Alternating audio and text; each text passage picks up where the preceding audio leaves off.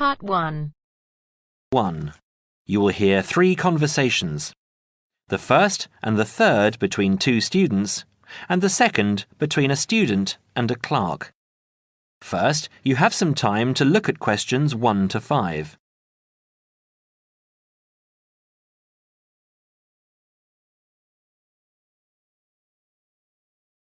Now we shall begin. You should answer the questions as you listen, because you will not hear the recording a second time. Listen carefully and answer questions 1 to 5. Hi, it's Mike, isn't it? Yes, and you're... Phoebe. Phoebe, right. Where are you headed? I'm looking for the main hall. So am I. Are you going there to register for next year? Yes, I was told to go to administrations and fill in an application form. That's what I'm about to do. I went to information and they told me it was at the end of this corridor. Then we have to turn left and immediately right. That should lead us to the exit, where opposite we should find the entrance to ground level main hall. It's a big old red building. From there we need to go to the first level and then follow the signs. Apparently it's the second office opposite the foyer. It would be pretty hard to miss. That sounds easy. It shouldn't be too hard to find. Well, since we're both heading in that direction, let's go together. Hopefully it won't take too long. I haven't had anything to eat and I'm starving. Me too. Well, how about I go to the canteen and get us something while you make your way to the main hall? I'm sure there's going to be quite a wait. There always is. I can meet you there. Sounds like a good plan. What do you want me to get you? How about a chicken and salad roll and a drink? Okay. What if they don't have a chicken and salad roll? Anything similar, like ham and salad, or just plain salad and cheese. Oh, and don't forget the drink. I feel so dehydrated. No problem. What type of drink? I don't know. How about a Coke? No, nothing like that. Something healthier. An orange juice? They're usually full of sugar unless you get it freshly squeezed. Water? Yes, that's perfect. Here, take £2. That should cover it. If it's more, I'll give it to you when you get back. I only have a 20, and you know that they get cranky if you give them large notes. Okay. See you in 5 minutes. Before you hear the rest of the conversation, you have some time to look at questions 6 to 10.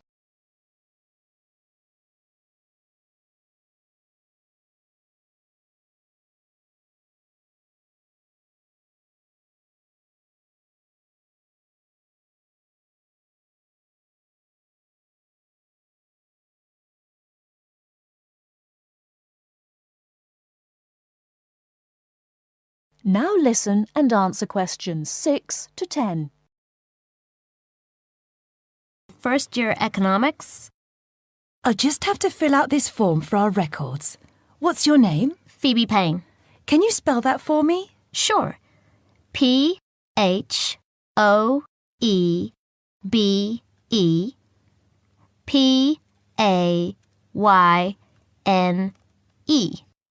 Your address? 6 Wainwright Avenue. That's W-A-I-N-R-I-G-H-T,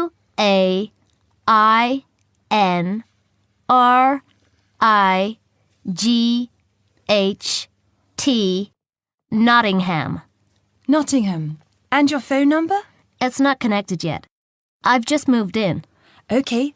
When you get your phone connected, contact us. I'll just make a note that your phone number is to be advised. I'll do that. What course were you doing? Law? No, economics. First year. First year economics. Yes, that's right. Okay. Take this card across to the economics department and get it stamped. And then you need to come back here to pay your fees. I've made an arrangement to pay in installments. Do you have any documentation verifying that? Yes, I have a statement from administration. Okay, when you return, we'll have a look at it. Thank you very much. Here you are. It was quicker than I thought, But I have to get this card stamped and return here to organize my fees. That's good. It means that I won't have to wait long either. How did you get on? What with? Oh, the food. Well, there wasn't much left, so I got you a cheese and tomato sandwich and water. That's fine. Do I owe you any more? No, I need to give you back £3. But I only gave you 2. Oh, yeah. I thought you gave me a £5. OK, so we're square. So what do I have to do? Go to the desk and give your personal details. Then they'll give you a card that you need to take to your faculty. What's your major? Environmental science. Okay, so you'll have to take the card to the environmental science faculty and get the card stamped, return to administration in the main hall, and organize your fees. And that's it? Yes, that means you're registered. Then we receive a letter with the details of our course where we'll be informed to go to the notice board or online to find out when and where our lectures are. OK. Let's have this bite to eat first. That is the end of part 1. You now have half a minute to check your answers.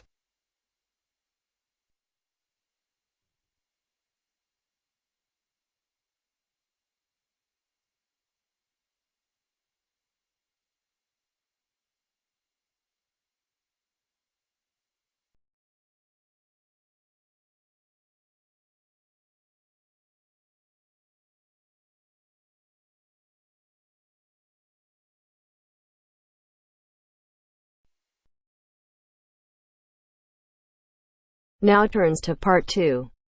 Part 2.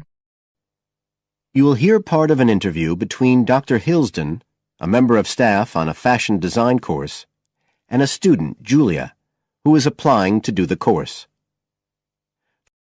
First, look at questions 11 to 13.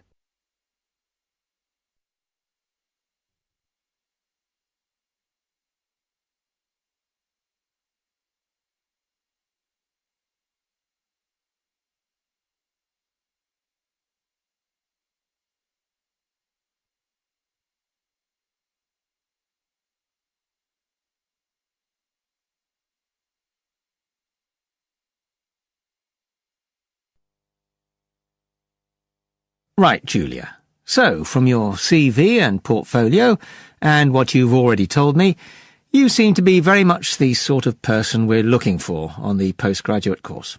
So tell me, you finished your fashion design course in London 4 years ago. Did you think of carrying straight on and doing a higher degree at the time? Yes, but there were financial pressures. So I ended up working in the retail industry, as you can see from my CV.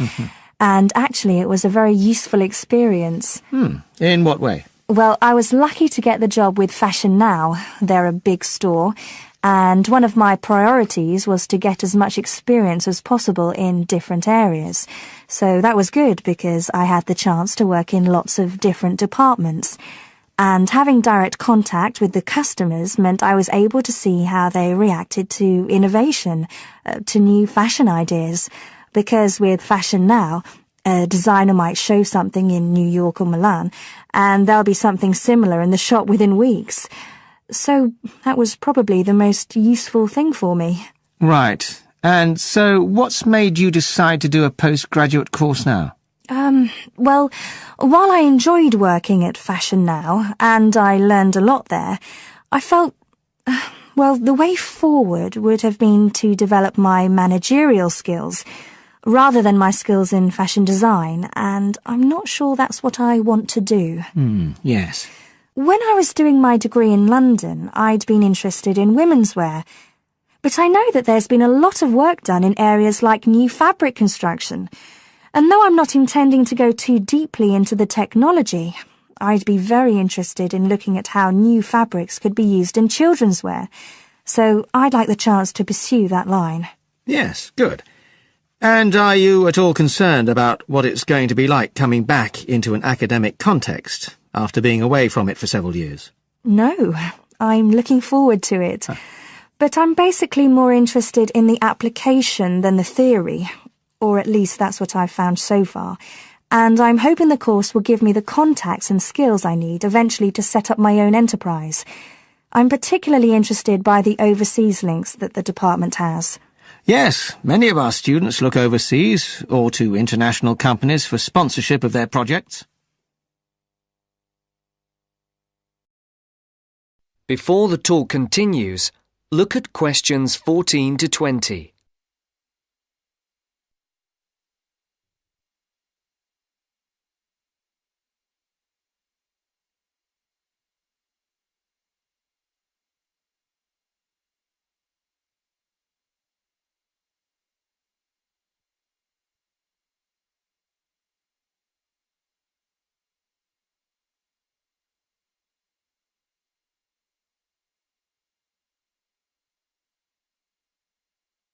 As you listen to the second part of the talk, answer the questions.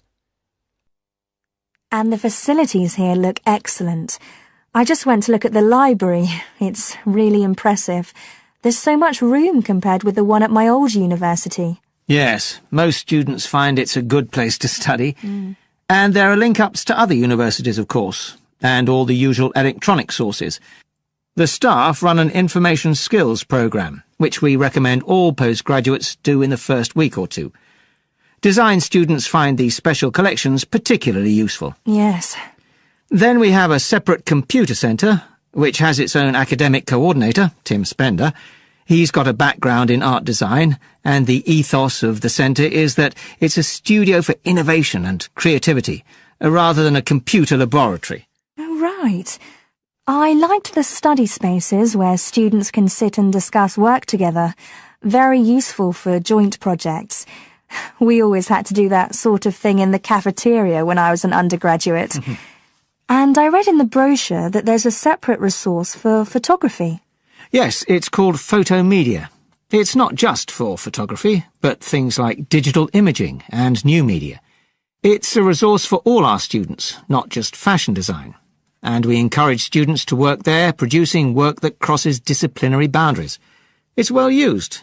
In fact, it's doubled in size since it was set up 3 years ago. And we also have an offshoot from that, which is called time-based media. This is for students who want to develop their ideas in the area of the moving image or sound. That's in a new building that was specially built for it just last year. But there are plans to expand it, as the present facilities are overstretched already. Right. Now, is there anything you'd like to ask about the course itself? I know it's a combination of taught modules and a specialist project, but how does assessment fit in? Well, as you'd expect on a course of this nature, it's an ongoing process. The degree course has 4 stages, and there are what we call progress reviews at the end of each of the first 3. Then the final assessment is based on your project. You have to produce a report, which is a critical reflection on your work. And is there some sort of fashion show? There's an exhibition. The projects aren't all focused on clothes as such. Some are more experimental, so that seems more appropriate. We ask representatives of fashion companies along, and it's usually well attended. Right. And another thing I wanted to ask. That is the end of part 2. You now have half a minute to check your answers.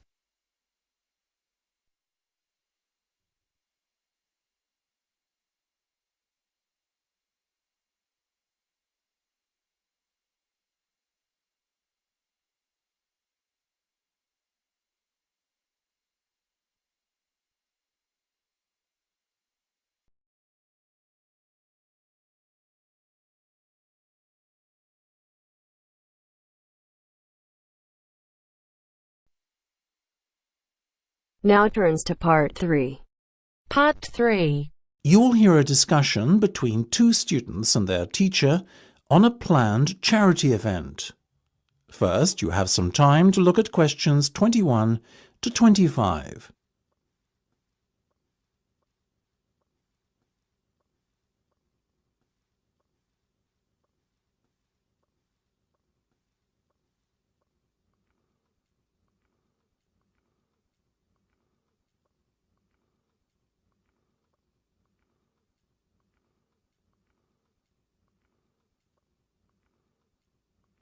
Now listen carefully and answer questions 21 to 25. So, are you making any progress with your plans for our annual charity event? I guess first things first, have you decided what charity it will be in aid of this year? We're thinking about Help the Children Africa, sir. Well, that's Mark's idea, sir, but I myself prefer a local charity called the Meals on Wheels. I'd have to agree with Laura on this one, Mark. After all, we're supposed to be giving back to the local community, and although helping African children is a very worthy cause, it's a little outside our remit. That settles it, I guess. Moving on from the beneficiary question, have you made a decision on what type of event it will be? Yes, we plan on doing something a little different this year. We're calling the event Balloonathon. Basically, we're going to offer balloons for sale to all the students. Balloons? I don't see where you're going with this. Why would they want to buy a balloon? Well, here's the thing. We don't actually give them the balloon. Instead, we'll write their name on it along with the special phone number, and then we'll release all the balloons into the air. When they fall to the ground, if a person finds one and rings a special number, then both he and the student who've bought the balloon will win a gift voucher. That sounds like an excellent idea, guys. Well thought out. This Balloonathon has a real novelty value attached to it, don't you think? Exactly what we said, sir. The only drawback is that the gas you put into the balloons is rather expensive. How much? About £20 per canister, and we'll need about 10. And how many balloons are you planning to blow up? Well, there are over 1,000 students in the school, so if even 1/3 of the students buy one, we'd need about 350 balloons. We've decided to order 500 so we don't run out. The good thing is we can return the canisters of gas if we don't use them, and the balloons aren't expensive, so there's no real risk of us spending a lot of money without getting a good return. You two have really thought this one out. I'm impressed. Before you hear the rest of the discussion, you have some time to look at questions 26 to 30.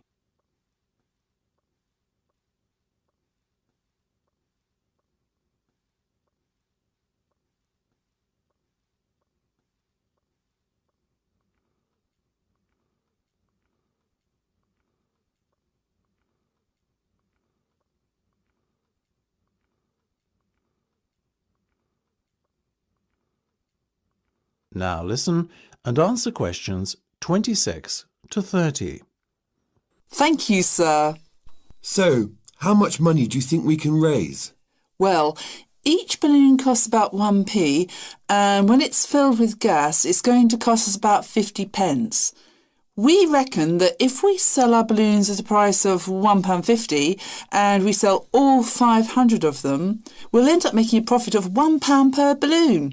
So that's £500 in total. That's fantastic. And it gets better, sir. We've secured a sponsor for our event who's going to give us £1,000. How did you find a sponsor? The balloon company we approached about buying the balloons asked us if we'd be interested in letting them sponsor us too. What's in it for them? They're going to print their logo on every balloon. I think you've done a good deal there. Thank you, sir. So, do we have your approval to confirm our order? Absolutely.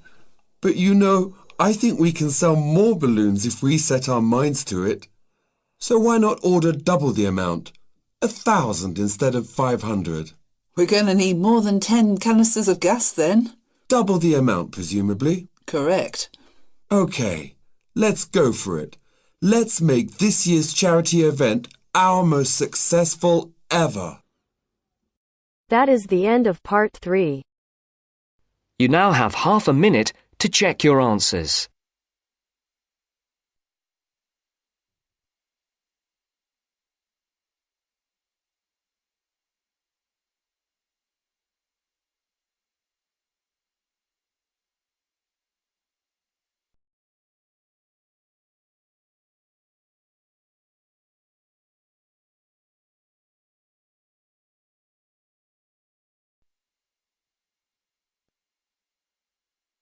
Now turns to part 4.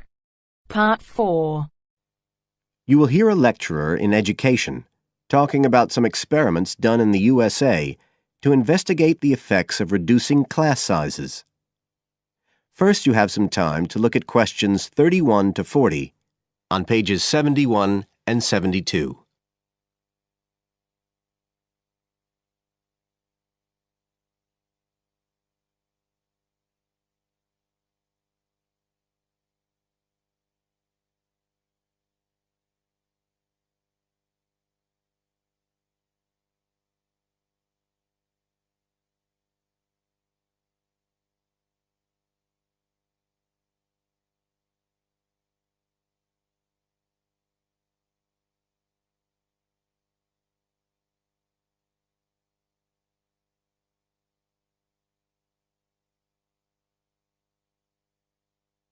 Now listen carefully and answer questions 31 to 40. All over the world, there are passionate arguments going on about how educational systems can be improved. And of all the ideas for improving education, few are as simple or attractive as reducing the number of pupils per teacher. It seems like common sense. But do these ideas have any theoretical basis? Today, I want to look at the situation in the USA and at some of the research that has been done here in America on the effects of reducing class sizes. In the last couple of decades or so, there has been considerable concern in the United States over educational standards here, following revelations that the country's secondary school students perform poorly relative to many Asian and European students. In addition, statistics have shown that students in the nation's lower-income schools in the urban areas have achievement levels far below those of middle-class and upper-middle-class schools. So would reducing class sizes solve these problems? Well, we have to remember that it does have one obvious drawback. It's expensive. It requires more teachers and possibly more classrooms, equipment, and so on. On the other hand, if smaller classes really do work, the eventual economic benefits could be huge. Better education would mean that workers did their jobs more efficiently, saving the country millions of dollars. It would also mean that people were better informed about their health, bringing savings in things like medical costs and days off sick. So what reliable information do we have about the effects of reducing class sizes? There's plenty of anecdotal evidence about the effect on students' behavior, but what reliable evidence do we have for this?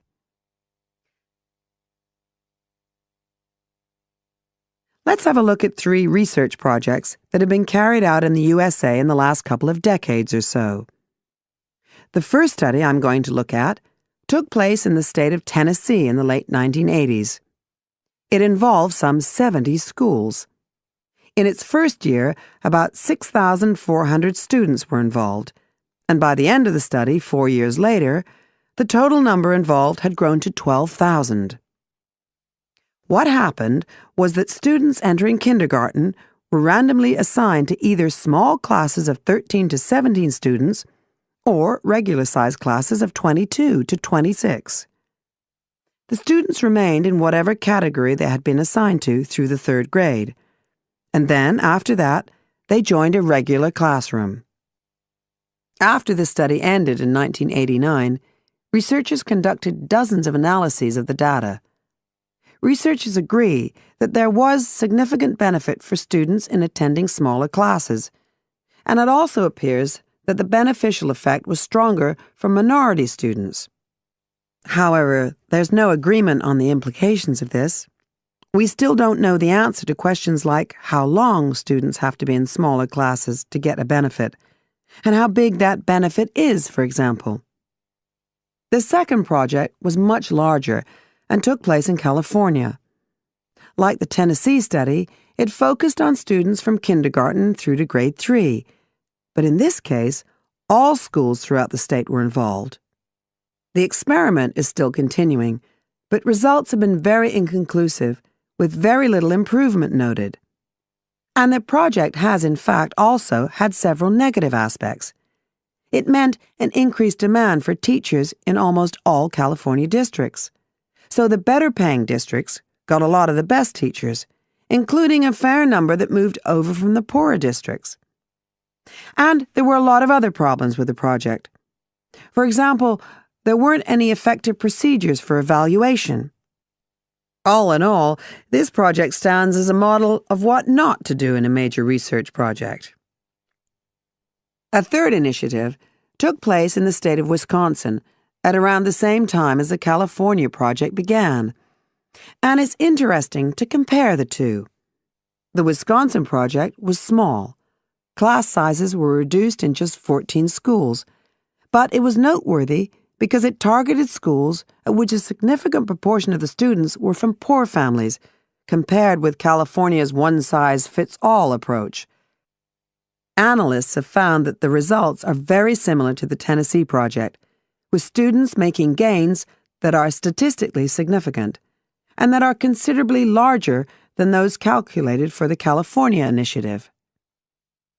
Now, I'd like to apply some of these ideas to the latest.